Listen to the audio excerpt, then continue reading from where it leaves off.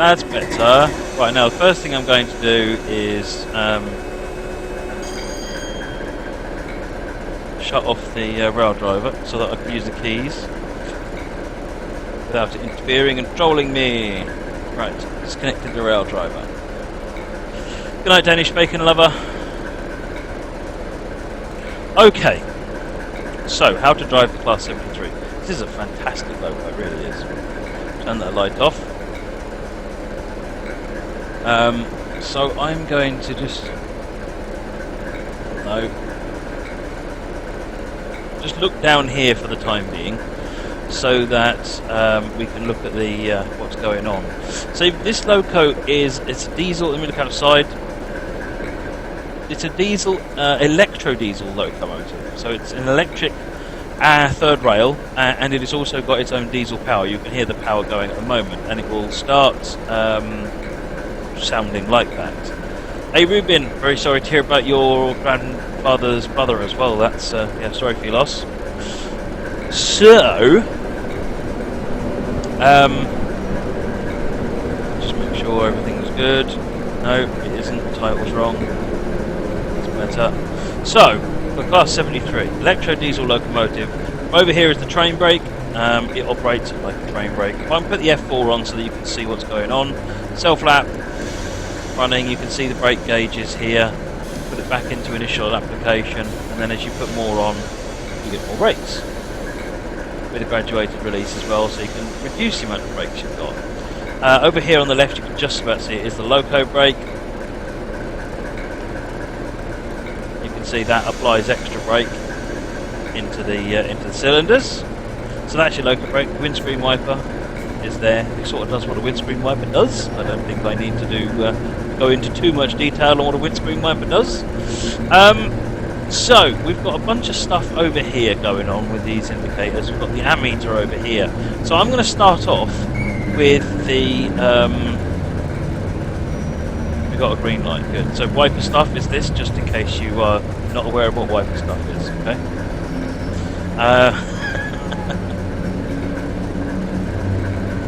So, I've just kept a bit of the train so you can see when we're moving. I'm going to start off with the diesel. So the diesel, all the throttles, all these controls are controlled with the A and the D key.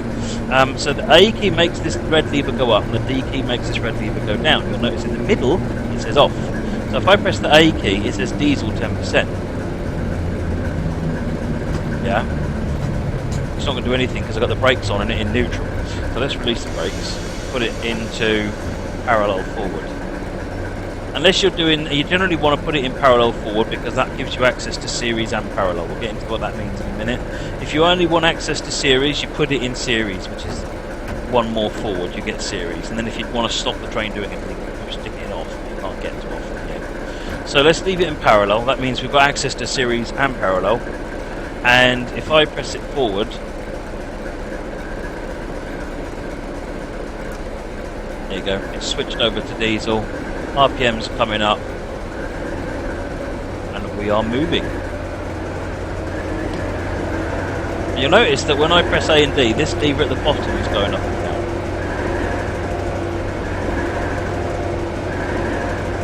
Yep, that's what that's for. So we're moving forward now at 7 miles an hour. Let's cut the power down. Notice, remember, at 0 is off is in the middle. Right, so if I now apply the brakes.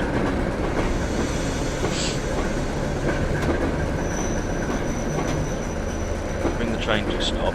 Right, if you press release. Normally you're going to run this train in electric mode. Now you don't have to have the diesel engine running. You press the Z key and that will kill the engine. So there's this indicator you can't quite see here that's just got the white lines on it. If that was showing white lines, the engine is off. If I press the Z key again, you see it shows the hash marks across it when it's starting the engine, and then once the engine is finished starting, it changes to a black indicator. So the engine is now up and running. So if I now shut the engine down again, because we don't need that. What I now need to do is press Y, which will switch over. It toggles you between third rail and diesel. So press Y, power change complete third rail. The shoes are now down. And now what happens, I press the D key, because I want this to go down. What actually will happen is the top lever will move. Now, If you're familiar with the 86 and the 87, this is going to be an easier locomotive to drive. If you're not, it's really, go and watch the 86, 87 tutorial. So, you've got run back, I'll go what that means in a minute, and you've got hold. So this is a manually tapped controller. So if I just tap up, you get notch up, you'll notice that we're moving slowly, the ammeter's gone up. If I tap D again, it goes up. Tap D again, it goes up. We are now notching up, which means we're applying more power.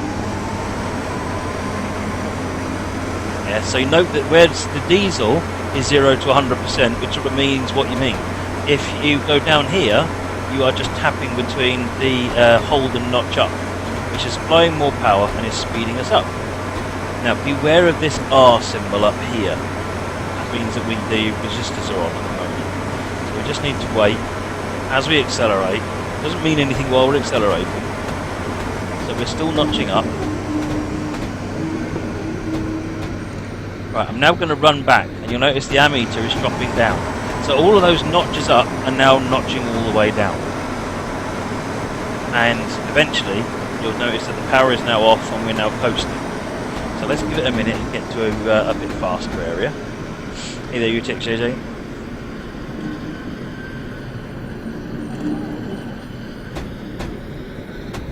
Get 20 in a minute, and then we can speed up. Let's get some of that glorious wiper action going. Oh yeah.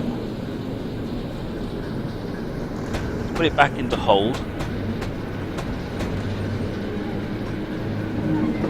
Some of the notches are a little bit fussy. So like you're in home run back, it's very easy to stick it in notch up, which means I've actually now got a little bit of power. So you need to just be a little bit careful how you do that. Right, the speed limit is now 20, so I'm going to start notching up again. You'll notice the resistor indicator comes back on. I'm just notching up. See the ammeter building back up again. Speed is now coming on. What you don't get that you can see on some of the other locos is what notch you are currently on. All you have to do is rely on that ammeter. So do the throttles change in the different modes? Essentially, I can, even though I'm in electric mode, I can still use the diesel throttle if I want to, just don't do anything. And the same in the, well in fact the electric one will always work. I can use the electric mode even if the diesel engine is switched on. Whether you'd want to is a separate question. Watch the resistor, so I'm going to go on what that means in a minute. So now we're able to speed up a little bit. I'm going to keep notching up.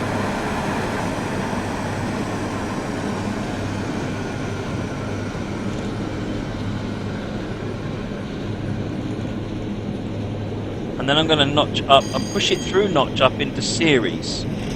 You'll see the ammeter is now, effectively this is like run up. So when we're running up, you'll notice the resistance light is now gone out, all those resistors are on. So we're now in a good place. So that once that goes out, I can tap the D key and go into parallel.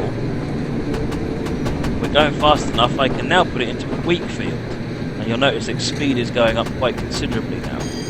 However, we've got a 20 limit coming up, so let's pull it all the way back to run back, pull the power down, put the brakes on. You shouldn't have the power and the brake on, but I accelerated more than I would have liked to there because I wanted to show you weak field. We will get to show weak field again shortly.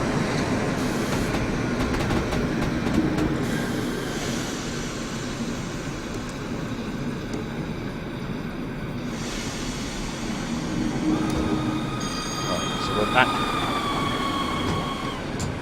Pushing the wrong key again. What you've got to remember is that when you're driving the electric mode, essentially you've got the A and the D key a different way round.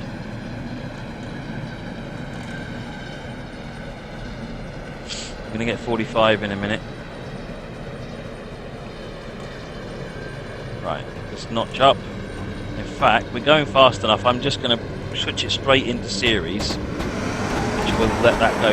If you were to do this from a standstill and you put it straight into series, it would run all the way up and eventually it would blow the circuit and the power would go out. So you need to build up the speed slowly and to avoid that from happening. So I'm going to run back now because we're coming up on the 30 limit and we're almost at 30 mile an hour.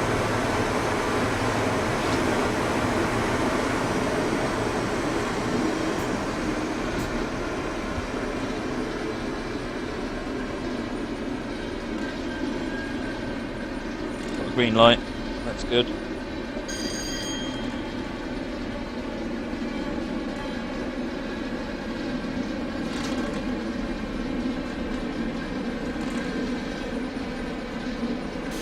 Now the power's all off, I can just get some brakes on. We'll get 45 in a minute and then we can run it into Wheatfield.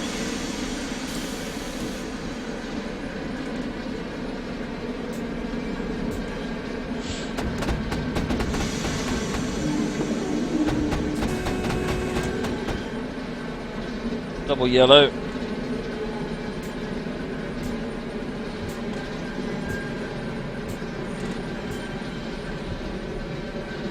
Right, start notching up. We'll put it in series. Now, what you don't want to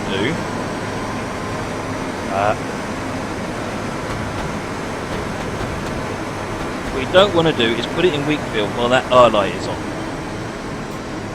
So, if I run back past Cloud, oh no, I'm not trying to do the scenario, I've still panicked.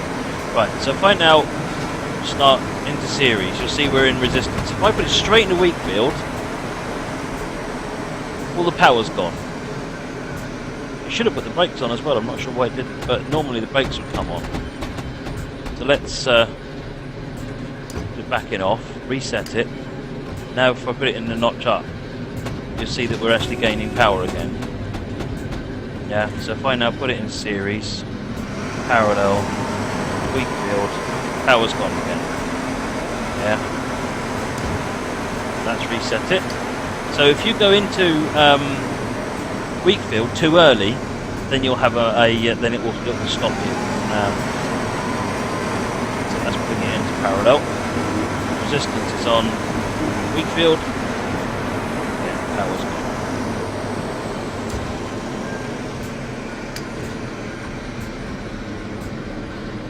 So when you're accelerating, once you're in series and parallel, you wait for the R light to go out.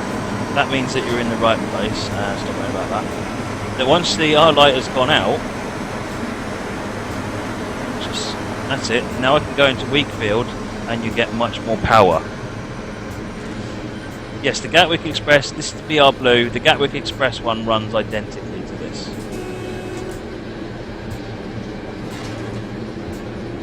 We're now running in Wheatfield. Wheatfield gives you by far the best acceleration.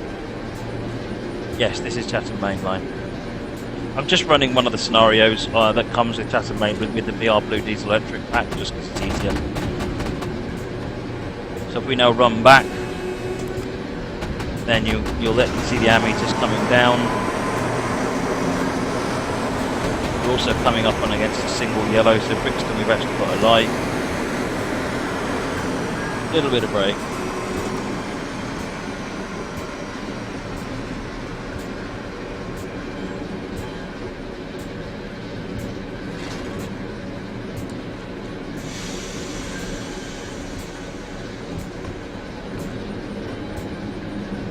You have to be very gentle with how you operate these, because it is just a tap to get it from series to parallel. And if you're in series and you smack it into Wheatfield, then you're not very lucky. That's it, the train will stop.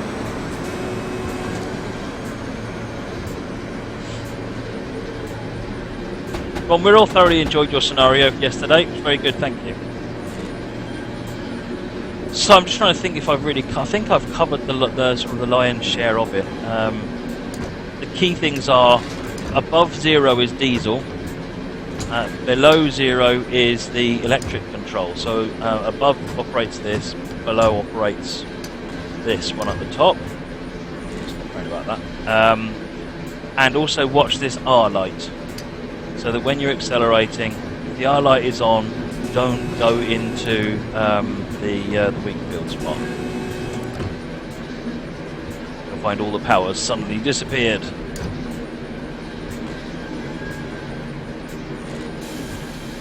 I switch stop, and what we'll do now is I'll just before we finish, we'll switch back to diesel mode again, just to cover that one more time.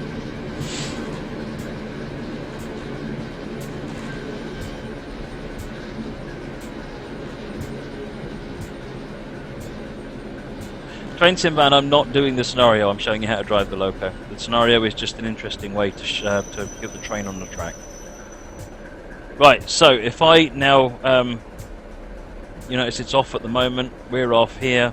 If I press Z, see that it's gone all cross-hatched again. Diesel engine has started. Once the diesel engine has started and that goes black, I press the Y key, it says power change to diesel, release the brakes, and then we use the diesel engine.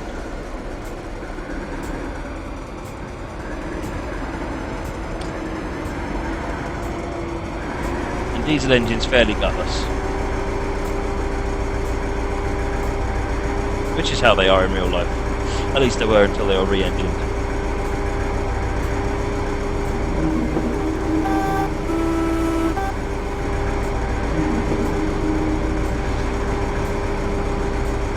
So I hope that's explained how you drive the Class 73. Hey Ruben, I don't remember how many horsepower the engine is. It's not many actually. You compare it to their American brothers and it's almost embarrassing.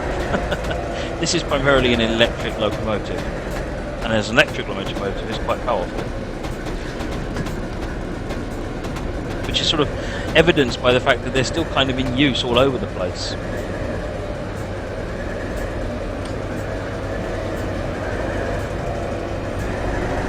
Do one more power changeover now once we get into the station, and then we'll call it a day, I think.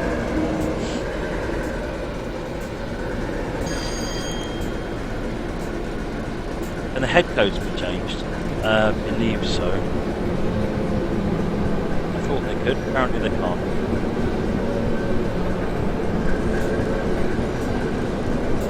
Right, so if I put the brakes on, let me just check the manual on that point. Actually, that's a good question.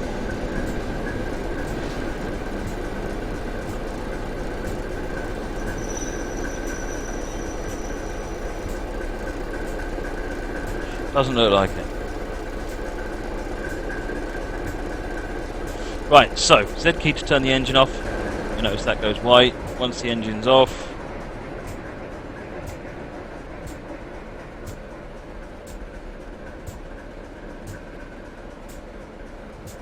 we've got points. Press the Y key.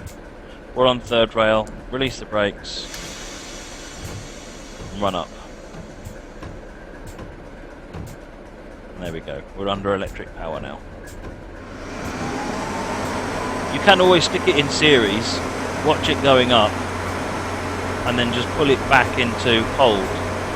It will go up a bit further because it's way up above there, but at least you can maintain control of it. So rather than constantly notching up, you can use it in series first.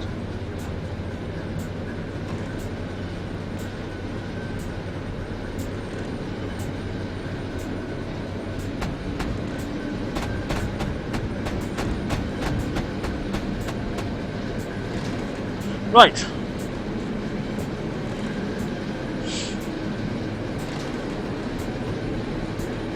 Going in series, wait for all the R to go out. That's it. Put it into parallel. They're all out. Put it in weak field, and that's it. We can accelerate. There you go. So that's how you accelerate and get it up to a decent speed. With series and parallel on their own, you're not going to get it massively fast. It's weak field is how you're going to get some real speed out of the locomotive. Right, let's run back that, bring it to a stop, and then we'll call this to an end.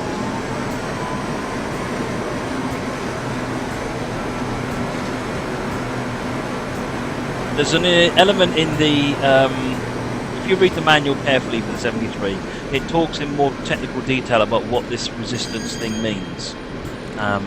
But put very simply, while you're accelerating, if it's in R, wait till the R goes out, then move to the next bit, series to parallel to weak field. That way you won't have a problem. It's not.